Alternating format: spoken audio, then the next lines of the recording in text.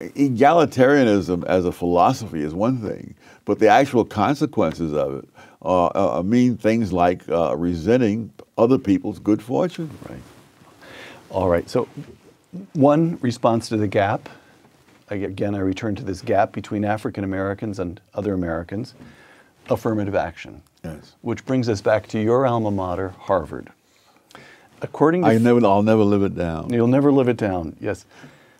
You once told me that the principal benefit of a Harvard degree was never again having to be impressed by anybody who had a Harvard degree. Is that right? Absolutely. All right. So these are figures that were published in the Harvard Crimson, the student newspaper. In the Harvard class of 2019, these are the kids who will be graduating next June, the average SAT score for black students was 2149. By the way, these are all good scores, but for black students, 2149, white students, 2218, Asian students, 2300. Well, now that must be reasonable because it's taking place at Harvard, the seat of reason. Well, that wasn't quite how I described it when I was there.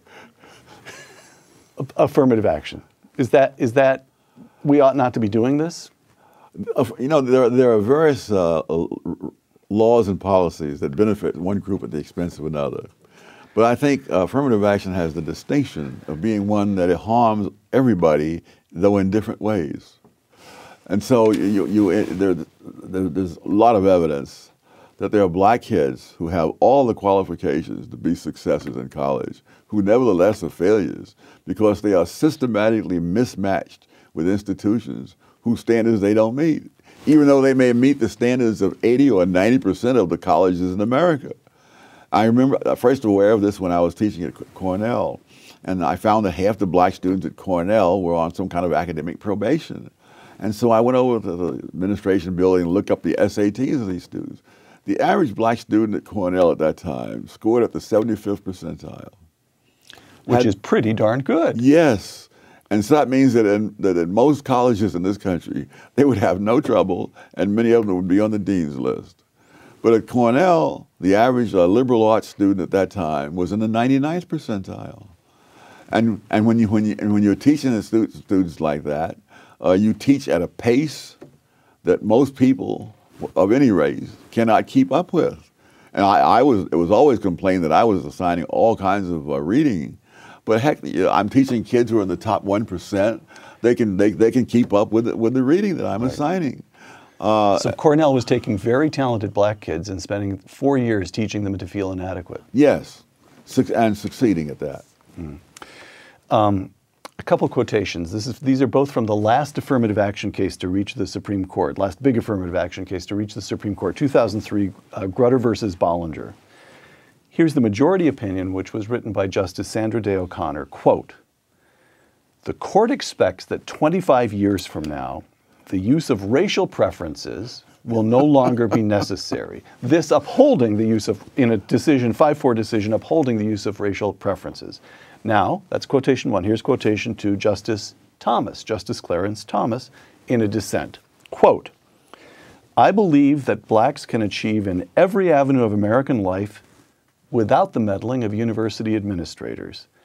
The court holds that racial discrimination in admissions should be given another 25 years. While I agree that in 25 years these practices will be illegal, they are illegal now."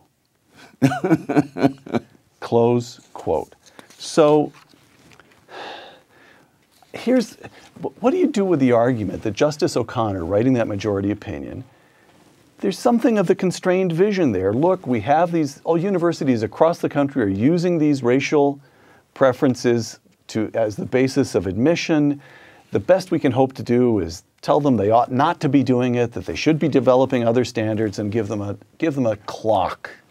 Is that a reasonable thing to do? No, but it's a universal thing to do. I wrote a book about affirmative action. It was called Affirmative Action Around the World. And I made a couple of international trips at the expense of the Hoover Institution around the world to check on affirmative action. This is one of the most common arguments, and it's absolutely fallacious time and time again. The argument that like so much in the unconstrained vision, it assumes that we have a power that we do not have, cannot have, and never have had. Yeah. in England, there was a man named Scarman who was saying, for the now, we must do this in order to, and in many countries, these programs were set up with an actual cutoff date. So it was set up in Malaysia with a cutoff date, I think, of around 1990, and in Pakistan, it was supposed to go for 10 years. None of those cutoff dates has meant a thing. These programs not only continue, they increase, they spread.